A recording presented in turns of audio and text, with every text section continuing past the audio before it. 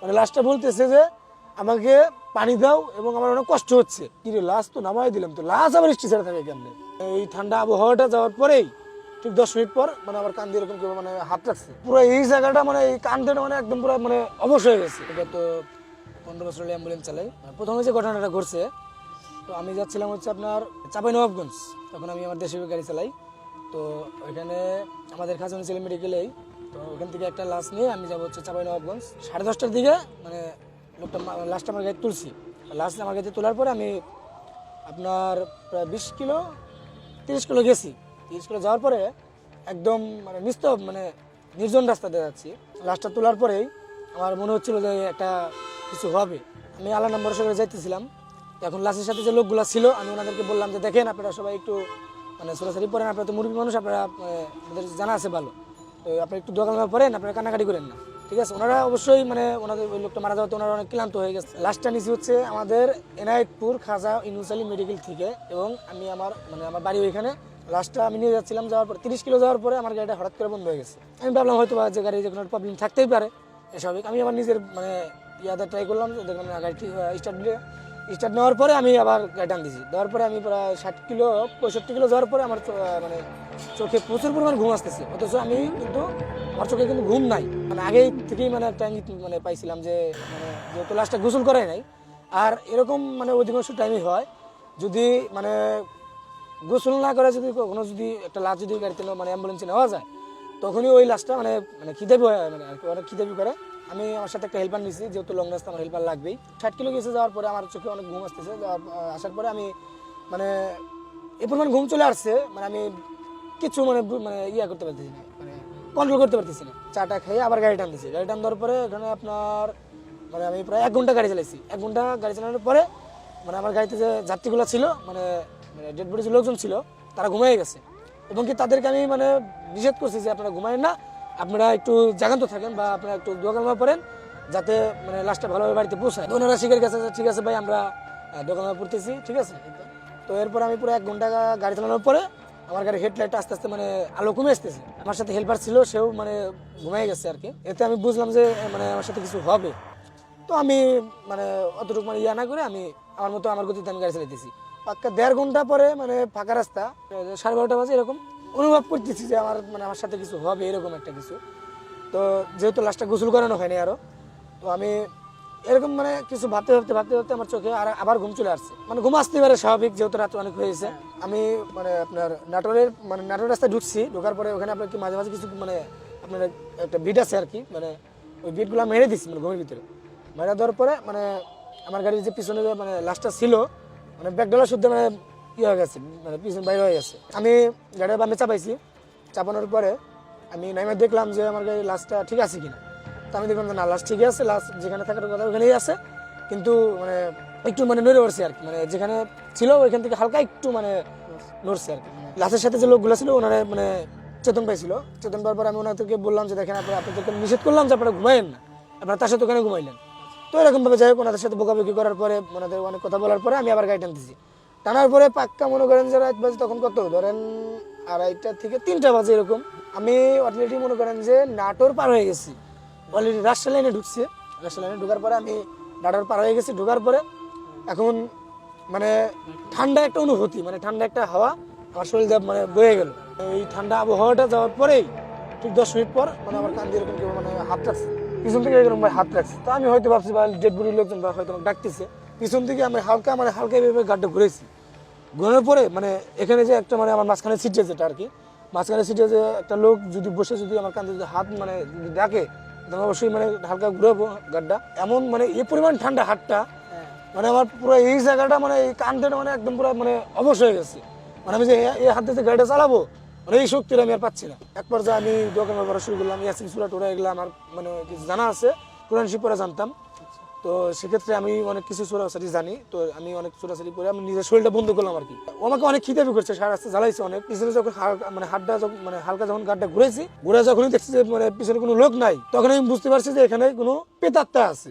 ইয়াসিন সূরা যখনই পরে আমার শরীরটা বন্ধ করছি, বা আমার মানে আমার যে জানা আছে সূরাসুরি পরে আমি শরীরটা বন্ধ করার পরে ও কান থেকে হাতটা সরাই নিছি। ঠিক 15 মিনিট পর একদম পুরো 5 হাত লম্বা, মানে সাদা কাপড় পরে মাঝ রাস্তা দাঁড়ায় আছে। আমার গাড়ির টান হচ্ছে হলো 80 স্পিডে, ঠিক মাঝ রাস্তা দাঁড়ায় আছে, দাঁড়ায় আমাকে সিগন্যাল দিছে।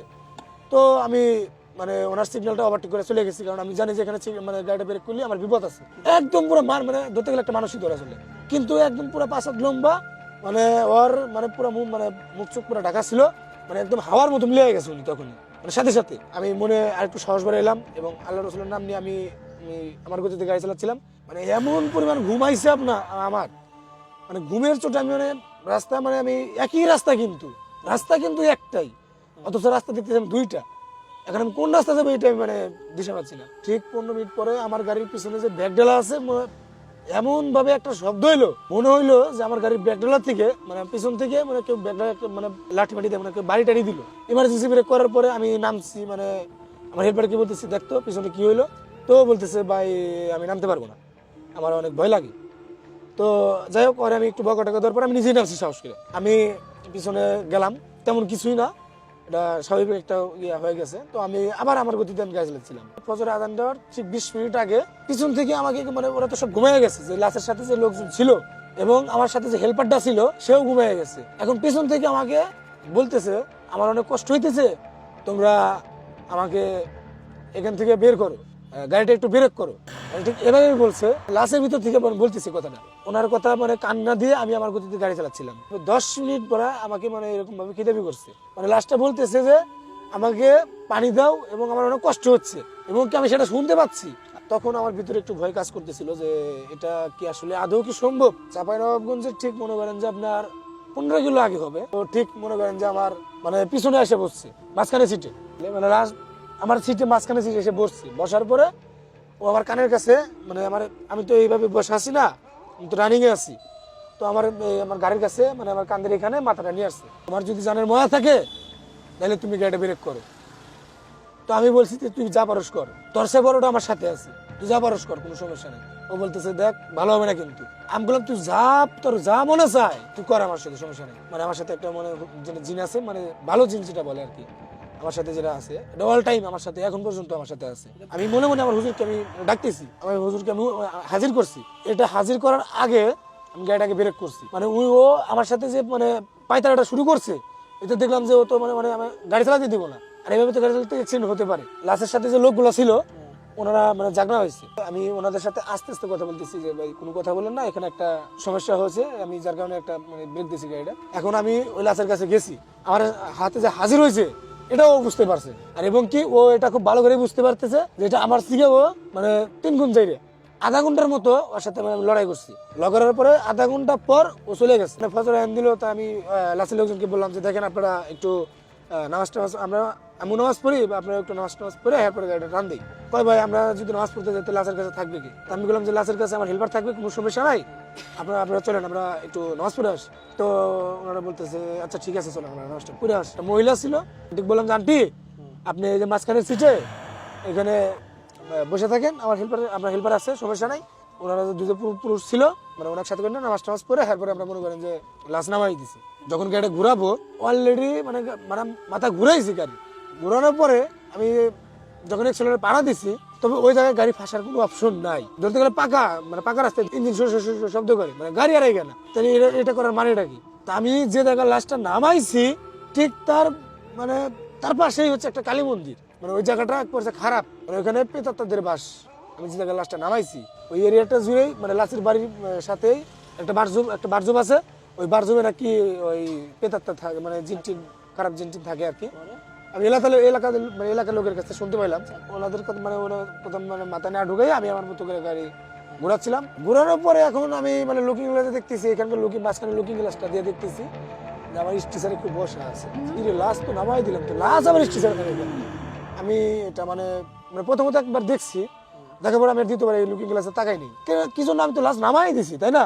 লাশ নামাই দিলে এখন এই লাশ আমার গাড়িতে থাকে কেমনি? মানে ওটা মানে পাত্তা না দিয়ে আমি আমার মতো করে গাড়িটা ঘুরাচ্ছিলাম, কারণ আমি জানি যে মানে কিছুক্ষণ আগে ওর সাথে লড়াই করা হয়েছে। মানে এরকম মনে হচ্ছে আমার গাড়িটা একদম মানে আটকে গেছে, মানে গাড়িটা সামনেও যায় না পিছনেও যায় না। গাড়ি বন্ধ করলাম, বন্ধ করার পরে আমি মানে আমার যেসব জানা আছে আর কি, তো আমি ওগুলা কাজে লাগাইলাম। ইয়াসিন সূরা টুরা আর কি, এগুলা আমি পড়া টুরা মানে প্রথমত আমি মানে লাশের লোকের ডাক দিছি ডাক দেওয়ার পরে আমি বলছি এক গ্লাস পানি নিয়ে আসেন। আমি ওই পানিটা একদম মানে পরা পানি যেটা বলে আর কি, এক পর্যায়ে মনে করেন যে আমি ওই বোরের পাতা যে পানিটা ওটা আমি পুরো গাড়িতে ছিটাই দিছি। তারপরে মনে করেন যে আর কি মানে ওটা চলে গেছে, তারপরে আমার মানে প্রবলেম করে নেই আর কি।